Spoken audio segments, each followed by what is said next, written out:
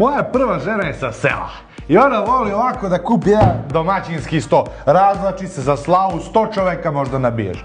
A moja druga žena, ona je iz Beograda, pravi se velika Beograđanka. Ona želi nešto modernije. A Ljubavi, što baš hoćeš ovaj sto da uzmeš? Pa Ljubavi, vidiš kako ima lepe šare i postolje od bukovog drveta. Vidi, mogu i stolice da biram, znači boje, gle, naranđasta ili ova roze. Čekaj da probam ove stolice. Dobre ne škripi, a? Ma jo. Dobro je ovo, skroz. Ljubavi, a što se tebi baš sviđa ovaj sto? Pa Ljubavi, vidi kako je moderan i estetičan, a ove stolice su mnogo udobnije nego one njene. A vidi, ja sam to ovdje već pronašla boje koje mi se sviđaju. Pa ne, dobro je ova stolica, nema šta, i dobre boje. I sto je dobar, nema šta. Nego, hajde odlučimo mi po ceni, a? Majstore, koja je cena za ovaj sto? Pa ista je cena.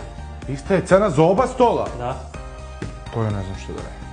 Ljudi, ja stvarno ne znam što da radim. Evo, pišite vi u komentarima šta da odaberem i koja je žena pobedila.